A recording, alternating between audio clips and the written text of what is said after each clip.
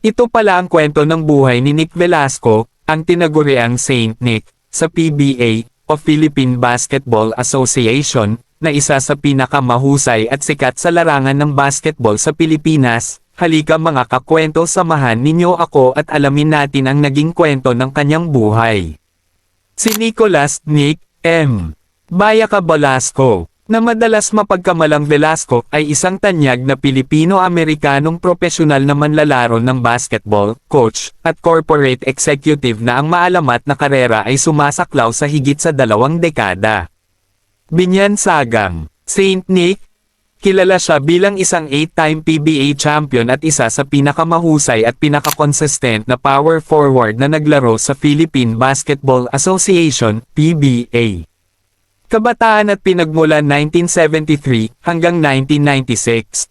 Ipinanganak si Nick Velasco noong December 10, 1973 sa Stockton, California. Lumaki sa Estados Unidos, natuklasan niya ang kanyang malalim na hilig sa basketball gamit ang kanyang natural na tangkad at pisikal na pangangatawan.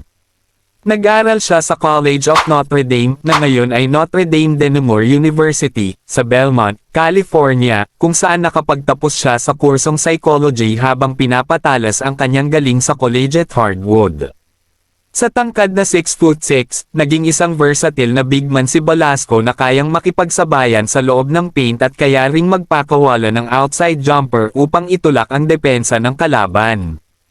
Ang kontrobersyal na pagpasok at unang bahagi ng karera sa PBA 1997 hanggang 1998. Noong 1997, nagpa siya si Velasco na subukan ang kanyang galing sa Pilipinas sa pamamagitan ng pagsali sa PBA draft. Bago pa man siya makatapak sa korte, naging sentro na siya ng isang matinding corporate tug of war sa pagitan ng Pop Cola at Pure Foods, kung saan parehong nagke-claim ng contractual rights sa sikat na Phil-M.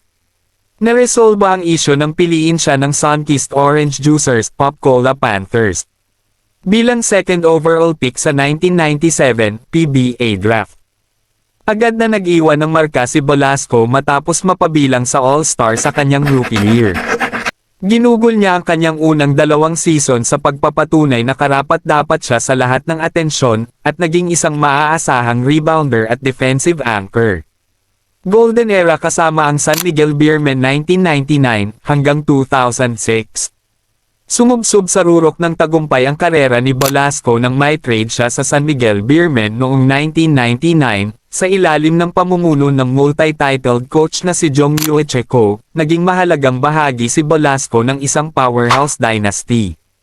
Kasama ang mga sikat na kakampi tulad nina Danny Ildefonso, Danny Segal, Olsen Racela, at Dondon Hontiveros, nanalo siya ng 6 na PBA championship kasama ang prangkisa. Mga parangal, ang kanyang walang humpay na konsistensya ay nagdala sa kanya sa back-to-back PBA Mythical Second Team Selections 2001, 2002. Peak performance, naabot niya ang kanyang individual na rurok noong 2004-2005 season kung saan nakuha niya ang isang pwesto sa prestihiyosong PBA Mythical First Team. Galing sa depensa, kilala bilang isang premier defensive specialist, napabilang siya sa PBA All-Defensive Team noong 2006. Ang mga taon bilang journeyman at ang ika-8 na titulo 2006-2014. Sa kagustuhang mag-rebuild ng koponan, ipinalit ng San Miguel si Velasco sa Alaska Aces noong 2006, sa paglabas sa anino ng kanyang mga star-studded na dating kakampi, naging pangunahing sandata siya ng Alaska, pinangunahan niya ang koponan sa minutes, scoring 13.2, at rebounds 9.0. Para makuha ang 2007 Fiesta Conference title. Sa mga sumunod na taon, dinala ni Velasco ang kanyang veteran leadership sa iba't ibang prangkisa, at naging isang ganap na journeyman. Pagkatapos ng kanyang 2010 season, nagpahinga muna si Velasco ng 2 taon mula sa propesyonal na basketball. Bumalik siya sa San Francisco kasama ang kanyang pamilya at ginamit ang kanyang degree sa psychology bilang isang mental health specialist para sa Edgewood Center for Families. Subalit, muli siyang hinatak ng pagmamahal sa laro. Matapos magbalik sa peak physical condition, pumirma siya bilang import para sa Westports Malaysia Dragons sa ASEAN Basketball League (ABL) noong 2012, kung saan dinala niya ang koponan sa ikatlong pwesto. Ito ang nagbukas ng daan para sa kanyang pagbabalik sa PBA sa pamamagitan ng Parade Tigers. Hindi nagtagal, muli siyang sumali sa Alaska Aces at nanalo ng kanyang ikawalo na PBA Championship. Noong 2013, Commissioner's Cup. Nadraft siya ng expansion team na Kia Sorrento noong 2014, ngunit matapos mag-ensayo ng walang nakukuhang opisyal na minuto sa laro, tahimik na siyang nagretiro sa liga. Transisyon sa coaching at tagumpay sa Corporate World 2015. Ang transisyon ni Velasco sa buhay pagkatapos ng PBA ay nagpapakita ng kanyang kakayahang umangkop at sipag sa trabaho. Nanatili siyang aktibo sa esports, itinatag ang Velasco Unlimited Skills Academy, BUSA, para sanayin ang mga kabataan at mga corporate team.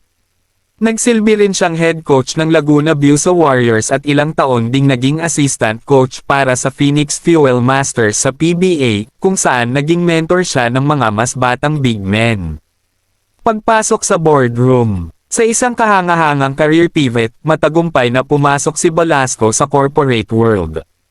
Naging general manager siya ng The City Club, isang ultra-exclusive at high-end na business, lifestyle, at fitness facility sa Alpha Island, Makati Place. Ang balik laro sa edad na 45. Noong June 2019, sa edad na 45, ginulat ni Velasco ang lokal na eksena ng basketball nang opisyal siyang magbalik laro mula sa pagkakaretiro para maglaro sa Pasig Santa Lucia Realtors at kalaunan sa Nueva Ecija Rice Vanguards sa Maharlika Pilipinas Basketball League (MPBL). Nagustuhan nyo ba ang ating video mga kakwento? Wag mo naman kalimutang i-like ang video natin at i-follow mo na rin ako, para updated ka sa mga bagong video natin at i-comment mo na rin dyan sa baba kung saan lugar ka para alam ko kung saan nakarating ang ating video. Salamat!